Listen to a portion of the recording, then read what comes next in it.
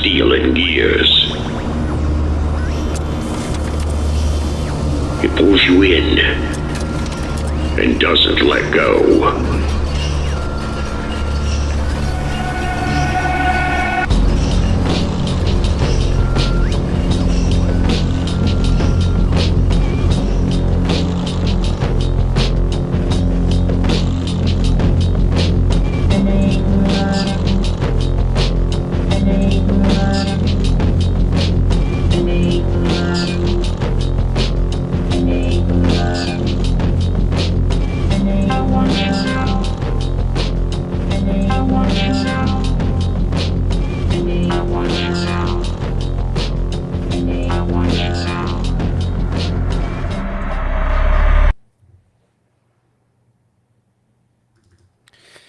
Hello, Kevin. Welcome back to the good show. to be here, man. I love that intro.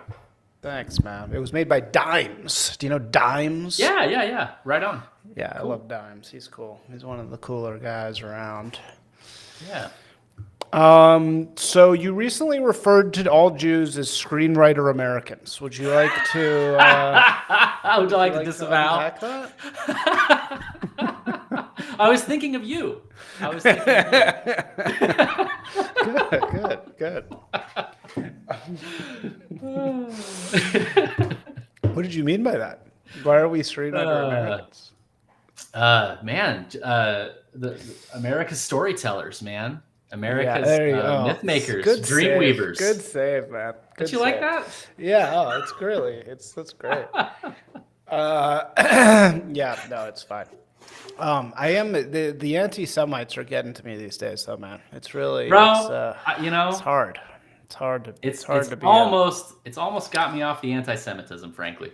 Really? What do you mean? Just the way they are? Yeah, they're horrible.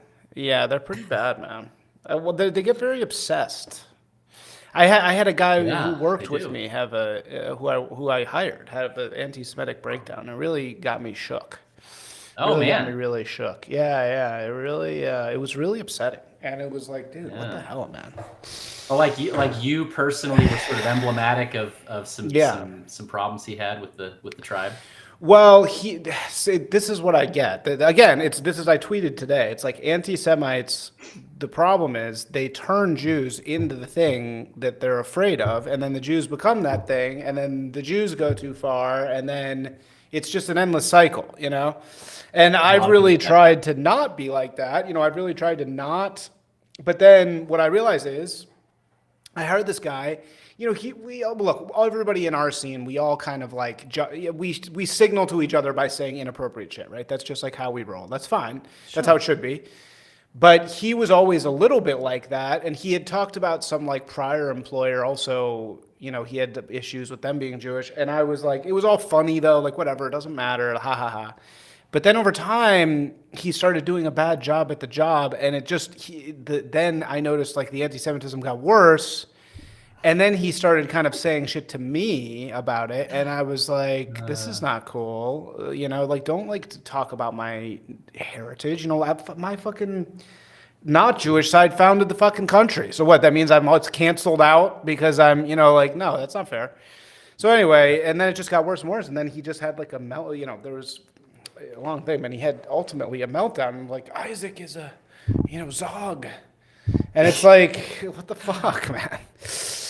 You know, a lot of the sort of machinery of our thing depends on saying naughty things as a way to establish and reinforce trust and credibility. And when that's not there, you're sort of riding the razor's edge, and that's a problem. Wait, you mean like? Yeah, we signal to each other with these things, and as if to say, look, we're exchanging, like we can trust each other, right? Kind of, like, right? Yeah. But then how is that? You call your buddy a retard. You call your buddy a fag, and exactly. You know, that's normal. And it's sort of lost when the actual relationship itself breaks down. Or like right when you actually mean it. It's like like I'll call somebody a fag, but it's like if I have a gay friend, which I do, and I actually call him a fag, like that's not no, then he has a right to punch me in the face because it's like, all right, you know, like that's crossing a line, kind of, you know. Sure. Anyway, Yeah. all right, I mean, like, so like people will make like Mormon jokes, right. and normally it's just like it's annoying just because I've heard it, and I'm Yeah, it's right. just not that funny. But like, but sometimes there'll be this edge of like they're trying to get at you, and I'm like, I'm not offended. I'm just like, why are you trying to? Yeah, Why are you trying to make me there? mad? Right. Why are we doing this? Well, and insulting somebody's heritage is one of the few things that's like fighting words, you know? It's like, that's like, you know, you can't the thing really that do you the thing well I think part of what unites us, part of what our thing is defined by is that we have a sense of honor, that we right. we don't just sort of limitlessly tolerate whatever anybody else says, and you know, that generates conflict, and we have to find different ways of settling those conflicts. Yeah. Well, we need duels. We got to bring back duels, right? That's what we really should have. Wait, your sound just died there. Can you Oh, it did? Can you hear me now? Just for 1 second. Yeah, now you're good. Oh, okay. Duels. What'd you say about duels? I said I'm totally on board. You've seen the faceplate where they cover your eyes and nose so you don't like get your nose cut off, but then you get the it's from academic dueling in like Prussia, and they would get the scars. A lot of those German fellas had some really handsome looking scars. I'm kind of pro that. So it's like non-lethal dueling? Yeah. For the purpose of fucking up your face. Oh shit! Yeah, I'd be down. Let's bring back non-lethal. It's called a schmiss. Oh, you always know all this good esoteric stuff. Yeah, we should bring back schmissing. I'm down. I'm down to schmiss. I would schmiss this guy in a fucking second. Fuck him. Yeah. All right. So we're here to talk about the Natal Conference Year 2. So the first one seemed to be a wild success. Why don't you just tell us what the Natal Conference is, and we can argue about whether you should allow journalists to come to it, which I know we also disagree. Well, and we may not disagree as much as you think. So NatalCon was born out of we saw the Tucker Carlson documentary, The End of Men. We saw that like several of our friends were involved, and we were like, you know, this is a much bigger issue than just like endocrine disruptors or sperm counts or like the biological, the medical side of it.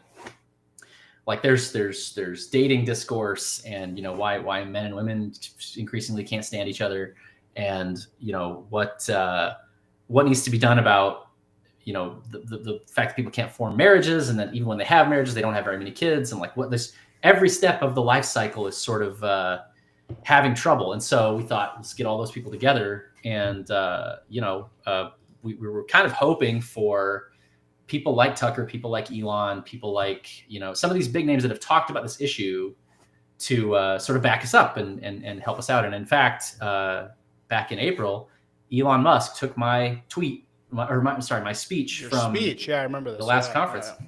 And he posted it in full on the timeline. It got like 27 million views or something. Jesus. And holy moly, 27 million. It blew way up. And we actually were like not totally ready at that point to like go live and like sell tickets. We like had to scramble that weekend. It was kind of stressful. But so he did this before the conference? No. Wait, sorry, hold on. After last year's conference, before this year's conference. We were sort of planning our release and like our go live day for the new conference. Oh, I see. Yeah. Okay. And he anticipated us, and so what it did was it primarily got the attention of some of the big names that are now coming to the conference. So it's more academics. It's more like mainstream,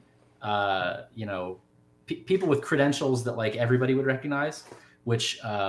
I think is healthy on the whole. Catherine Pakaluk, Gail Pooley, Robin Hansen, Brian Kaplan, a bunch of basically people who academics who study this issue and who've written books on it, and who are a little more like mainstream, basically, right? That's what you're saying. Yeah. Gail Pooley wrote a book called Superabundance, which is basically like the opposite of the population bomb. Like actually, you know, more brains means more solutions, means more abundance. So really, really excited about this next round because it's going to be. Yep, there you go. There's your list. Pakalak, Turley, Collins. I like Diana Fleischman. She's kind of hot. Natalism. But I had Malcolm on the show. I had old Malcolm Collins on this show. Yeah, that was a while ago. Yeah, he's fun. Cool.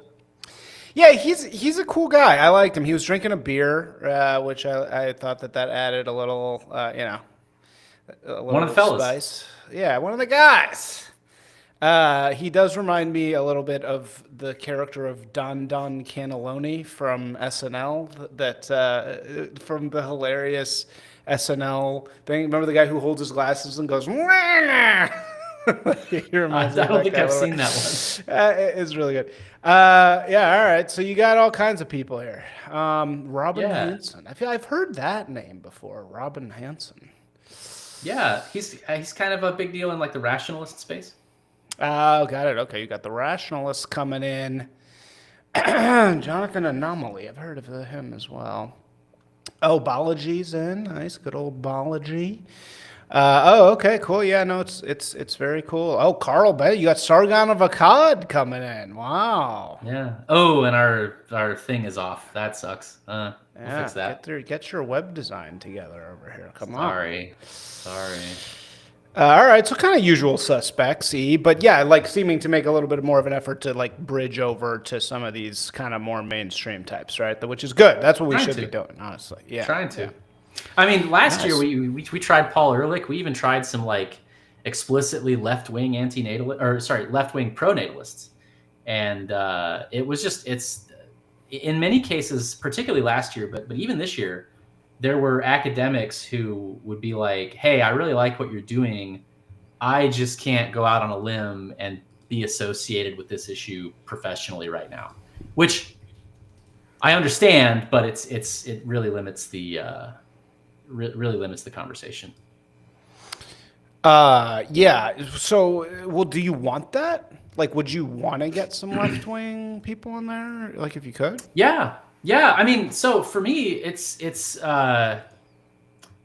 the thing. People like me. Somebody said, so we're streaming on Kick, and somebody Kick. We're on like Kick. Shills for Jewish power. Yeah, we're on Kick and we're on LinkedIn. This might be your first time on LinkedIn. But yeah, Tony Glendale, so you two seem like shills for Jewish power. I am a shill for Jewish power. No, I've been told that my nose could pass. No. Not even close. Thank you. It's a very well-shaped nose you got. Let's see how. No, me too. I have a very cute nose. I have a very cute one. Very non-Jewish. Very cute as a button. Although I really do look. It's incredible how much fucking more Jewish I look as I get older. It's like I looked not Jewish at all before. Now I think most people see me and they're like, he looks like a fucking Jew. If my skin gets darker, it's really weird. Remarkable. Are Jews white? Well, I mean, Ashkenazi Jews. Not all Jews. All Jews are definitely not white. Obviously, I mean, are white Jews white? Is the question? I mean, in what context? Like, what are we asking? Like, do they consider themselves white? Are Ashkenazi Jews white? Like, is a Jew who looks white? I mean, like it's a weird indicator. Like it's I mean, this is the big question. Everybody's arguing about this now. Yeah. I mean, it's a fuzzy. I mean, that's the whole point, right? Is it's kind of a fuzzy line, and people sort of dance in and out. It's like if you ask, is Vivek American? It's like he's born here, but it's he wears a cowboy hat and a Texas flag shirt. Yeah, but it's different though, because it's like, first of all, Vivek is he is American. You can't say he's not American. I mean, yeah, he's not like indigenous. He's not like heritage Mayflower. American. Yeah, but that's kind of what I mean. Know. Is it's this non-binary concentric circles complicated thing. I don't believe this thing white means European genetically. That's not, obviously that is true, but it's not true in the sense of your ancestry.com Well, and chart. I mean, It's like, wait, like Ashkenazi Jews are Yeah. overwhelmingly European by exactly. You by should see genetics my as well. chart is perfect. My chart literally like it's like Europe and it just does like a huge, like, we're not going to Italy. It's like, like we're not touching Africa. Like it literally looks like it's like trying to avoid Africa. And it's like, all right, well, if that's where I'm from, you're going to say I'm not white? Like, of course I'm fucking white, right? I mean, it's like, give me a break. Yeah. Like, also, I grew up in the hood with blacks, so it's like I got called white You're like boy. for sure white in that context. Yeah. I didn't get called Yeah. white boy my whole fucking life to then have Yeah. some fucking internet person tell me I'm not white when I'm 40 years old, like, fuck you. But look, I understand why they're saying it. I understand it's like, oh, well, like, what is this tribe? And I think the thing that gets mixed up is they're thinking Jews as a whole, which are definitely not white. Jews are not white, like, all Jews are not white. But white Jews are white, I think, Anyway, all right. Well, there's also Back just to- like people versus tribes, and that's where I think it gets complicated. But yeah, anyway. What are Mormons generally like? Are Mormons Anglos or are Mormons like Germans? Almost, very overwhelmingly. I think Utah is like next to Vermont or something. It's like the most Anglo state in the union. Oh, okay. So very Anglo. Very Pretty darn Anglo with some Scandi in there. So my family, my mother's side is the Nielsen's Danish, but and then my dad's side's Irish Catholic. So I'm kind of practically the United Nations all over, Yeah, England and Irish- Ireland and Denmark and Sweden. Yeah, I'm trying to think. Is there a connection between the Irish and the Scandies, or are they totally different? Pretty different. I mean, it's just, so the Hibernia, Ireland, is sort of the far end of where like blonde hair becomes less and less common. And you can look at like the blue eye and blonde hair charts, and it is interesting slice of Scandinavia that extends into Russia, and then as far as Ireland, and that's kind of where it stops. Okay, so it's like on the top there with the Right, the and that's like a blue really crude, that's not the best way to talk about it, but it's sort of a shorthand. eyes. Yeah, interesting. So all right, back to natalism. So this year is going to be how many people are you expecting? We're targeting 250, which would roughly double what we did last year. And yeah, we're on track. We're looking pretty good. It's at this price point. It's a fascinating crowd. Like the people who show up for this are in many ways as interesting as the sort of headline speaker. So we do like speaker and then unconference, where it's like the people get to like choose their own topics and sort of address what was talked about in the talks, but also kind of bring their own things. And it's that was the big hit last round, was like, and people often don't like those because A, they're not always well run, and B, if it's a really low ticket crowd, then like they can be people have kind of dumb ideas and it's not that interesting. But like when it's this selective, the quality of ideas is really, really high, and the people have a great time. Just because it's a very high barrier to entry, because it's expensive. That's like, Yeah. I think that's Yeah. No, it is always better to have those. The more expensive, the higher the barrier to entry to any given event, the better it is. I've definitely learned that. Yeah, and we were sort of tempted to lower the price, but we really loved the vibe last year. It was so good. Was it the same price last year? It was still 1,000 last year. We did some deals for some people last year that we're not doing this year because the demand is higher. But yeah, it was $1,000. Nice, man. Well, so I was just listening to a BAP episode on the way here where he was talking about, well, hey, Elon, why don't you, if you really care so much about natalism, why don't you do a study about why people actually aren't having kids? And, and it's funny that he kind of had that perspective, and he was like, you got to get into the real numbers. Why are people really not doing it versus just kind of like these things we think. So is that something that exists? Has there been a study into why people aren't having kids? Yeah, I mean, tons of like observational studies and tons of like sort of natural experimentation, like looking at people who have different circumstances and trying to tease out what's happening.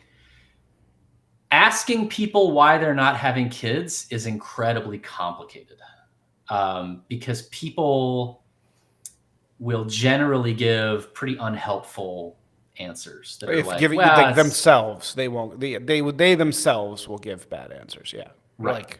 That aren't really true, is what you're saying. Yeah, and I mean, maybe they sort of believe it, but it's at minimum, it's not the bottom of why, right? Yeah. It's a surface level why that's generally like, I don't have time, it's too expensive, it's not a priority. What, I got my job to think about, whatever. And everybody throughout all time has had like their job to think about, and they've been busy, and that things have been going on. So like, that's not it. So it's a question of priority, and it's a question of either having a mistaken view of the upsides and downsides, or the actual upsides and downsides being dramatically different than they used to be. And so that's the challenge, is getting honest answers. And what BAP, like, what I liked about what BAP said was like, you need to really ask people what they think. Like, you don't assume that you understand this, because you don't. And like, that's definitely true. Like, anytime I post about this, I'll get 75 comments that are just like, you fucking idiot. Why are you even having this conference? Because it's obviously letting women vote, or it's obviously birth control, or it's obviously that no one can afford it, or it's obviously, and it's like, in every single one of those cases, you can point to some country where that's not the problem and they still have this fertility issue. So like, it's clearly more complicated than that. Yeah. Right. Yes. I think that's very well said, that it's like, right. You're like, this is why I hate surveys in general. I think surveys are like maybe the most evil thing ever created by man. Surveys, it's like, what surveys are? The sin of the 12 spies. The 12 spies. This is a big thing in Hasidus. They go into the Holy Land before Moses. Yeah, which then they got very badly punished for that, right? God punished the Israelites, whatever, badly for not just trusting God and trying to send the 12 spies, ahead. And, I'm in branding and marketing, and everybody's always asking me to test shit. And I'm like, don't test anything. Just never test. Mm-hmm. Never test. Because you think they tested just do it? Like, are you kidding me? Anything good, if it was tested, would be horrible. Nobody knows what they really think. And so, I think you're dead on that. It's like, these things are, like, people don't really know why. And I think that's what BAP is basically saying. Like, we should get a real actual reason. So why do you think? Why did this? You're the guy to ask this question. So what is your reason? So I was just talking to Alex Petkiss from Cost of Glory. He's a classicist, and he's been on here. He's been on the show. Okay, cool. Right on. Alex. I love Alex. Yeah, he's cool. I like him. Cost of Glory. Yeah, he's Cost of Glory. That's right. Yeah. But he's talking about Rome and Sparta having the same problem. And them sort of trying to incentivize fertility. And it's like, any modern pathology you want to point to and say, like, this is why people have fertility problems, that was not it in Rome and Sparta. Like, we're completely different societies, none of the same circumstances obtained. With, in my opinion, one exception, which is, in Sparta, as in Rome, as in our time, there is intense ideological, your ability to raise your family in a way that is actually sovereign, where you're actually like in control of their destiny and in control of what they learn, and you're able to inculcate them in a sort of a culture that belongs to you, and you belong to them, and you're part of this project that extends beyond your own lifetime. That was not to be found in Sparta, because it was like these kids belong to the state, and you are breeding them to this purpose, and to the extent that you deviate from that very strong culture in any respect, like this will just kill you. Like, that's just wrong. You're not allowed to do that. Right. And so, likewise in Rome, it was like, we need to raise, sort of fresh meat for the grinder. We need to raise new soldiers for the Roman state. And like, they actually, like, there's like poems of that Alex talks about where like people are responding to that and being like, I'm not gonna, why would I raise kids for the glory of Rome when I could, just bang my mistress and, have a good time. And likewise, in our time, it's less that, like, it's this statist, like, you must, for the state. It's more like everything is observed and everything is being checked against a standard, and everything, it's this panopticon where it's sort of a decentralized enforcement, where it's not like guys with uniforms and guns, like, coming to your house and imposing a particular worldview on you. It's more just like every girl you might date is having the same conversations and reading the same, like, she's pickled in this ideological environment. And then, if you, the most concrete example of this like effective breeding in captivity that I can think of is getting your like sexy DMs leaked. So, you're saying something to this girl, and it's this very, like, sexuality is this very, like, half drunk, like, loose, like, vulnerable place that you're in.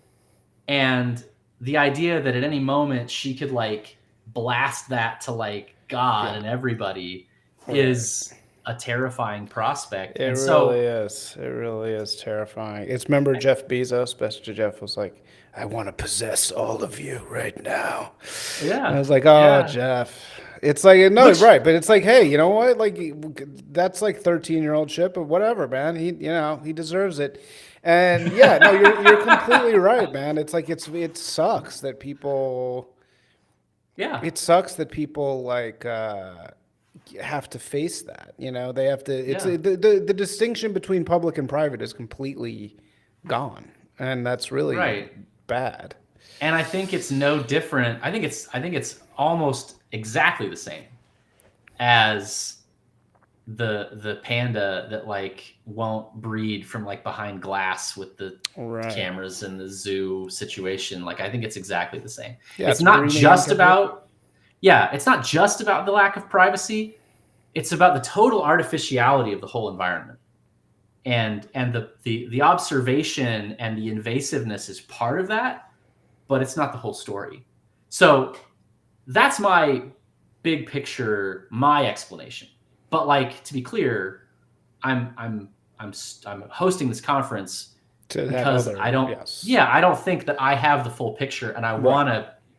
That's just sort of my leading hypothesis right now. Right. Yeah, with the panopticon. I think you're basically, I would tend towards that as well. That, like, you right. I mean, it's like, I think that men are so terrified to act, because we're constantly being surveilled and we're constantly being watched. I mean, and it's like, you said this one thing, you did this one thing. Right.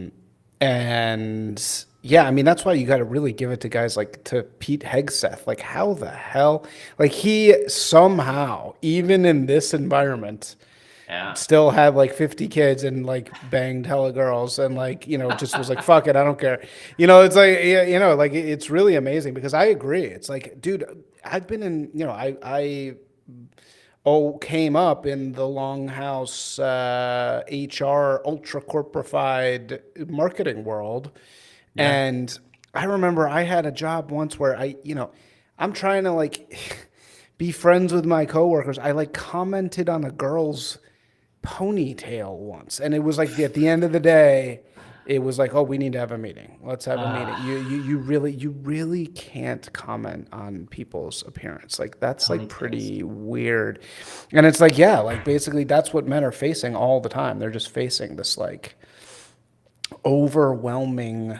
That's why. Have you ever lived in Asia? No. So I spent 4 months working at a law firm in Vietnam, in Ho Chi Minh City, and as a summer intern. And it's not panopticon. And not only is it not panopticon, it's like male dominated in this way that like Americans could never even imagine. Yeah. And it like in a much more traditional sort of sense. And it's just free. Like it's free. Like it's like you can do what you want. Like it's not, you're not being recorded. Nobody cares. Women have a completely different attitude towards men. And the funny thing is, it's not that they're any, like, it's not like they're like more compromising. It's actually, they're less compromising in a lot of ways than American girls. It's just, they're like not... Right. It's like there's not this like HR vibe in the air, basically. And so it's like they expect you to be, they expect you to like be very aggressive. Like that's kind of like what they expect. And it really is like, it drives people insane. Like people go there and they like are never the same because it's like you come back here and you're living in this like, oh, I have to be so like, whereas you see every man, every white dude who goes there and like, you know, is a real estate guy or black dude, by the way, they all become, you know, they all just act like cowboys, you know, all the time. And it's like, that's really the natural state of things. And so we're all sort of like pretending like, that's not it. And it's like, that's also why I kind of really let Me Too guys off the hook, because those guys are really, really famous. So they actually live in more of this like horny world that the rest of us don't really live in, because they can bang whoever they want pretty much all the time. Yeah. Yeah. I have a friend who's wealthy and very good looking. Yeah. And his mother was shocked and horrified by Trump saying, you know, when you're a star, they let you do it. Yeah. And he was like, Mom, they let you do it. They do. Yeah, but they do. But they do. Yeah, well, it's really true, dude. It's they go insane. They really, and that's what's like, people don't realize that. They can't even, you know, you hear these stories of these guys who like, you know, go and they're super aggressive and they like pull a girl into the bathroom in some place. And I'm like, you have to understand, like they're going around the world being like really horny all the time because girls are throwing themselves at them all the time. So like their behavior seems insane for a normal person. But if you were walking around the world and hot girls were constantly throwing themselves at you, you would have a completely different perspective. Unlike, you know, you would be living in a different place. Kind of how it is in Vietnam. Like it's kind of how it is in Asia. I mean, it's not exactly that, but it's just sex is like much more in the air, you know? They also, you know, the whole thing of Captain Cook, you know, when they like washed up on whatever islands, Hawaii, like, and apparently like the girls just ran up on the beach and like had sex with the guys like right on the beach. Have you heard that? Yeah, I have. Polynesia in general, a lot of wild stories. Yeah, because they just don't care. They don't have these hang-ups. Like we really have like weird hang-ups about it. You know, it's very strange. There's a quote, I think it might be Mark Twain. It said like travel is death to prejudice. And what I actually learned from traveling is that like my obsession with not being prejudiced is a weird American thing. Like nobody else gives a shit. Nobody else cares about the gender thing. Nobody else cares about the race thing. They're all very, very open about their opinions on all that. Yeah. And we're the only ones who are freaking out about it. Yeah. So how would you modify it? It's like, it's not the death of prejudice. It's the death of acceptance. It's the acceptance of prejudice is really what it is. Yeah, no, it's true. How's it been just planning a conference? I mean, Oh, You man. also have exit to do, and you also Yeah. have many other things going on. So is this like all consuming? How annoying is this? Also, do you guys have like brand sponsors? And like, is it at nighttime? Like, I just came back from Amfest, and it's like at night, it's all the like the Daily Wire party. And do you guys have like parties at night? Yeah. Wait, I mean, are you talking about NatalCon specifically, or NatalCon. Yeah. We're gonna have some after parties run by some friends locally, and we're gonna have so Passage is a sponsor, and we are in conversation with several others at this point, but I can't talk about that yet. But yes, we were planning to have some sponsors, and basically, yeah, it's because the conference itself, like we said, is high ticket. So we're trying to create opportunities for, folks who just want to get together and meet people who care about this issue, and, maybe find a date to have an opportunity to do that. Yeah.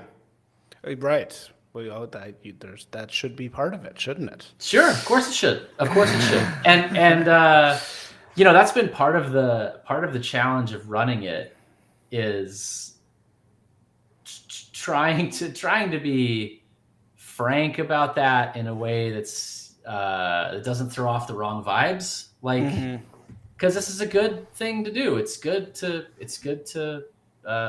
find people and fall in love and start a family. Like, I'm a conservative religious guy. I'm not trying to throw an orgy. I want people to find each other and get married and have families, but like that, yes, that does involve sex, like, yeah, it's not an orgy. Right? Like, it's called a Natal Conference. Okay, it's not. I actually more than one tech guy dropped this on me. So it was kind of like Tech Tribe and Trad Tribe were sort of meeting together at the conference last year, and Right. I had more than one tech guy drop the same joke on me, where he was like, this is maybe the first conference I've been to this year that didn't have an orgy room. Yeah. Right. It's like, all right. Yeah. Well. All right. Freaky deaky.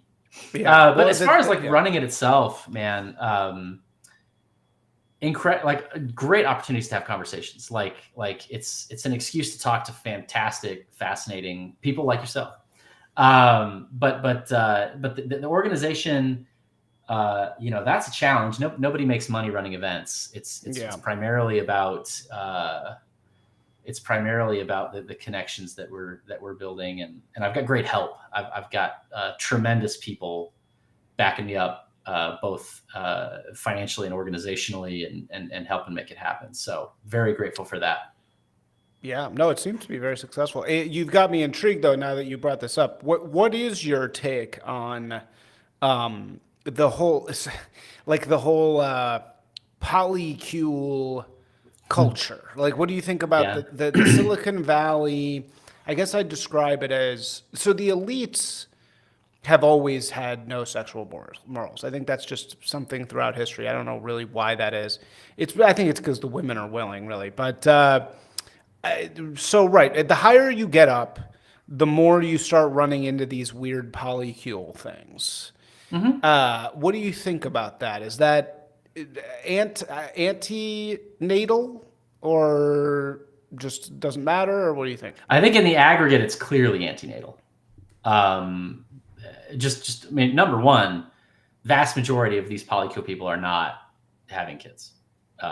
It's purely companionate and sexual. It is not a family unit in the reproductive sense. And so, I mean, I think virtually everyone that I know of who has been in that world has either come to the conclusion that this is just not a really healthy way to live, or the slightly mitigated version of that is, this is maybe a healthy way to live for a really weird subset of the population, but it's probably not good for anybody else. And so a lot of these people would say I'm fine with people doing whatever they want, but I would not recommend this to basically anybody. And I think that's about right. I think I think the number of people who are doing that is so small that it's like not worth my time to like beat them over the head about it. But yeah, I'm definitely in the camp of like it's probably not workable. Like, it's probably a reason why no other culture in the world does it that way. And it does seem to really be non-fertile, right? There is something. Yeah. So I'm obsessed with. I have this old friend who is like a super rich girl, and she has this like ultra honest blog on Substack, and she is, she's just like a pretty standard, rich, wealthy girl of today, right? Mm-hmm. And she actually hosts these like dating events. It's actually funny. You guys are kind of in the same business.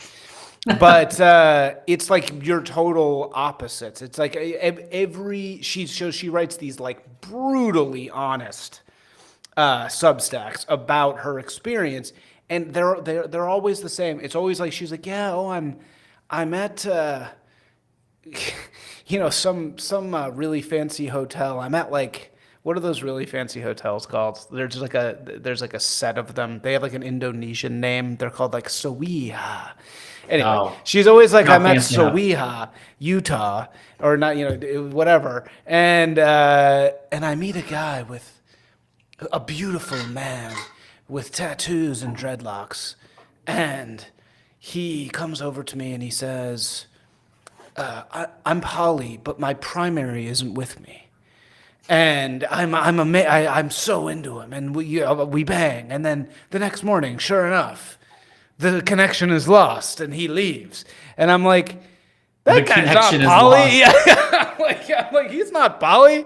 I'm like, that guy just has figured out like the best way to cheat on his wife, like of all time. Like he's just got the language to do it, and I think like that's what elites basically do. Like they just kind of tell each other these lies.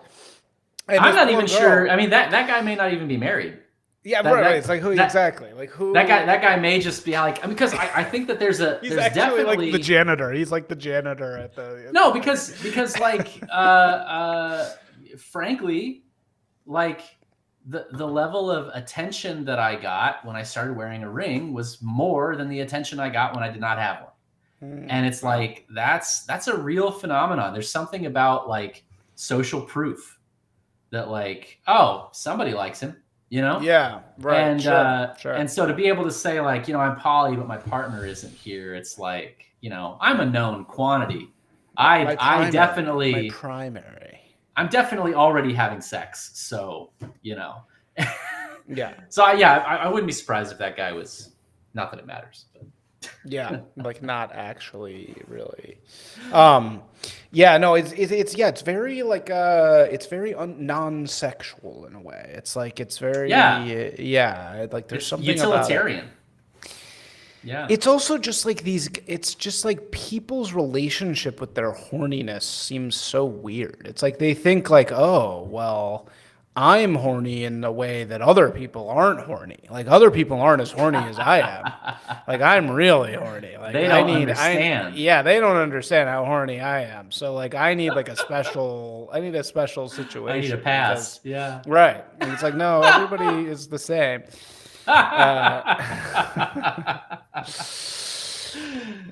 Yeah. There is this like preciousness. And that maybe is kind of an elite phenomenon because, like, frankly,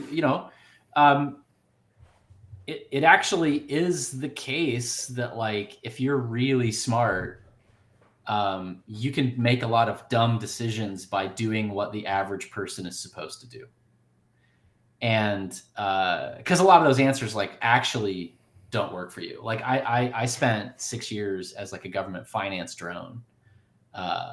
Which is, I mean, it's obviously why I got doxxed. I was just so unbelievably bored that I was just running my mouth on Twitter all day long. Yeah. Right. And that was like easily, aside from my wife and kids, easily like the most meaningful part of my day was getting to like actually talk about things I cared about and valued. And like I got into that miserable situation by being like, I'm just a regular guy. I should go get a regular job. And like, that was a terrible fit for me. And so, I guess what I would say is like, I think a lot of these people have taken that impulse too far, and they've been like, let's relitigate and transvaluate all values. Let's start from first principles and like try to math our way to like the right way to live. Like that, I think is stupid and doesn't work, but I can at least understand what drives a person to go that way. Yeah, because they're like, well, right. They're like, well, it doesn't. I am work. actually weird. Yeah, I am actually weird, and you're right. I don't actually want to sit in an office and like do what I'm supposed to do, like for my life, and so. But they're probably not weird in how much they like to come. Yeah. No, I mean that's. It's like what are they talking about? Yeah, no, it's very funny when you like see people who are in that may I touch your it's like this whole consent thing. It's kind of depressing actually. I mean, it's like that's the panopticon, man. Right. That's the panopticon. Yeah, like they're just like they're like crawling out of their skin, and it's like, man, they really just need to like, I don't know. I mean, like, God, yeah, just be themselves. Right.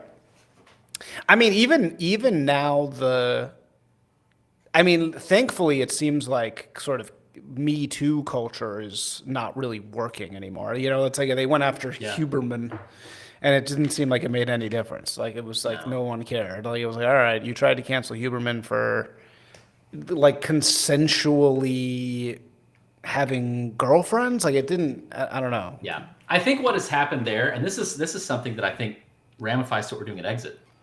Like for people who are like in the game, people who are like professionally online or already famous or whatever.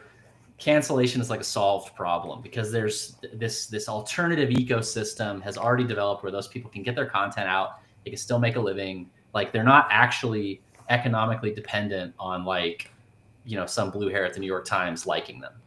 Right. And so a lot of them have taken that to mean like, this is no longer a problem because it's no longer a problem for me. But like, if you're a schlub, and you got to work a regular job. Right. Yeah. And like, it's still totally a problem.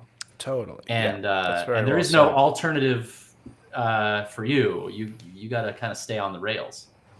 That's a very good point. It's like actually the those of us who were first through the door and got bloody, as you certainly did. We were also a little bit blessed because it was like, well, all right, yeah, we took a big risk and we got screwed and all this stuff. But it's like, right, like imagine trying to exist in the other world and you say one thing about some coworker of yours and you're, hauled in. Do you think that will change at all though? Like, now that Trump has won, like is the actual like environment inside some of these institutions going to change at all?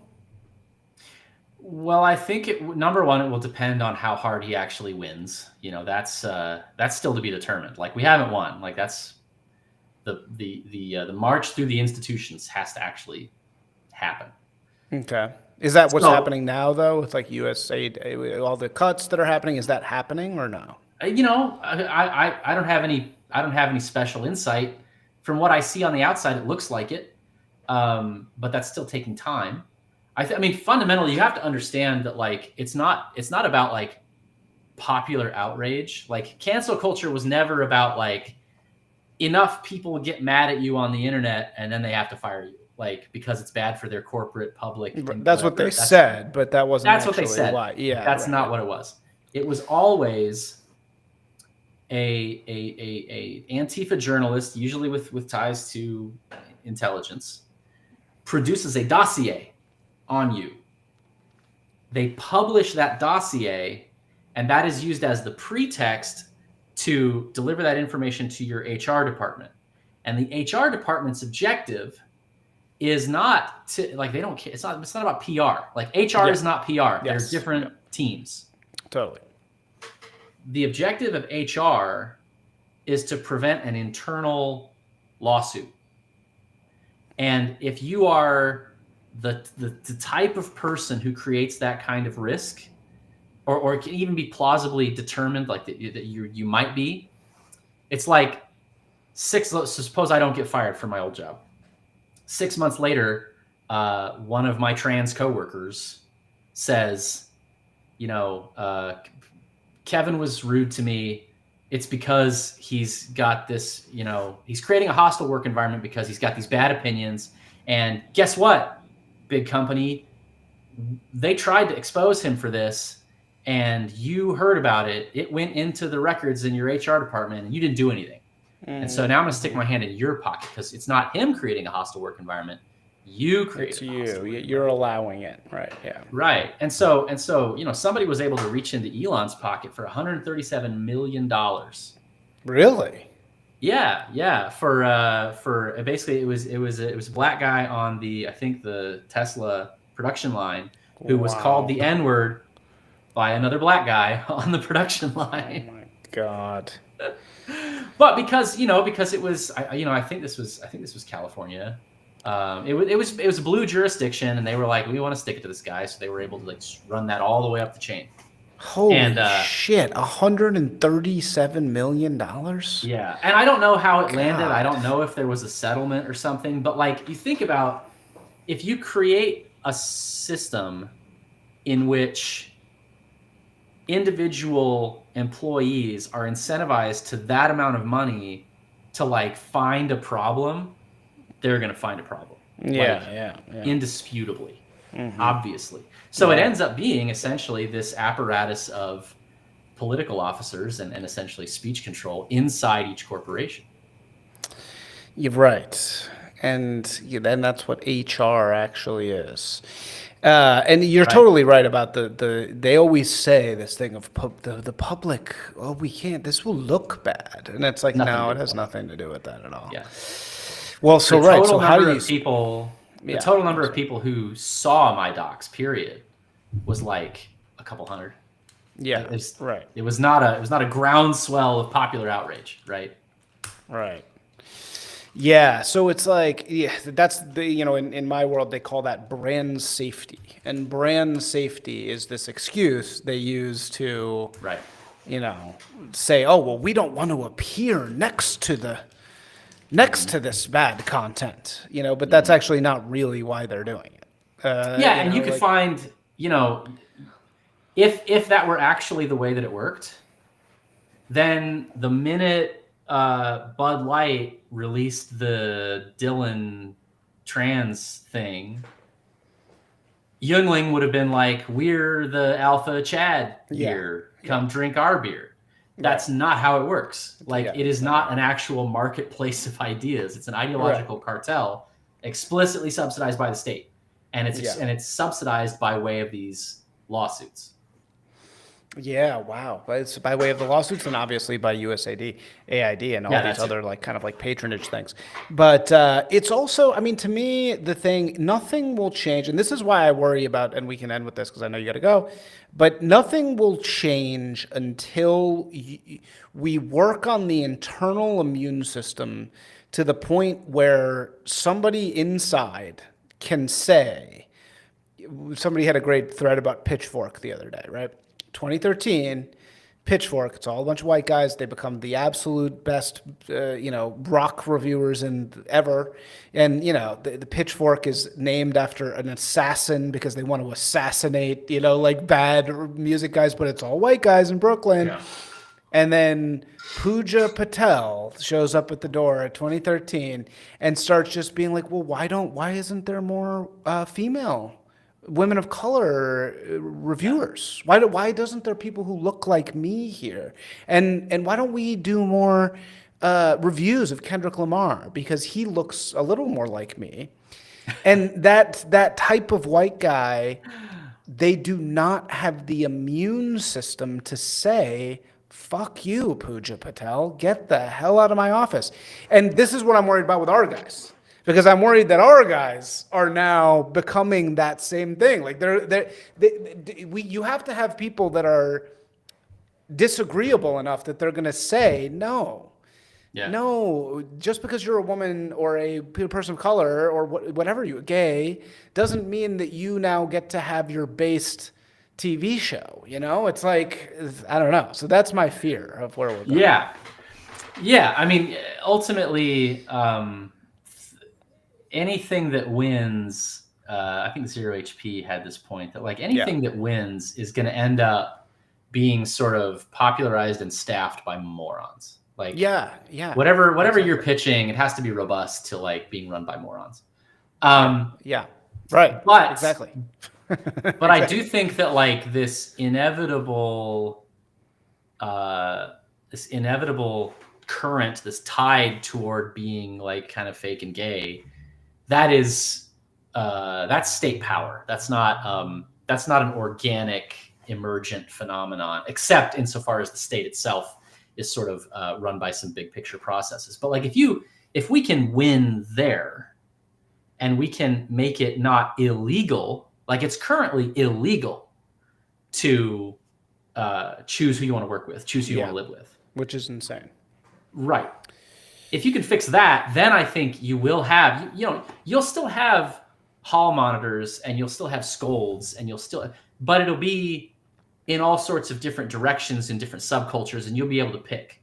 And that I think will be fine. That's totally workable. Totally. All right, man. I know you got to go. So, okay, go to where? Where do people go to get this thing? Natal Conference, natalism.org. There we go. Yeah, that's we got the thing right here. Get your tickets. All right, I'm just going to put this link in here. Offer code, I think it's carousel. Let me verify that real quick. Oh, all right. I mean, you can do it. You can, whatever. It's fine. All right. Yeah. Sounds good, man. Thank you so much for joining. We'll see you soon. Thanks, buddy. Peace.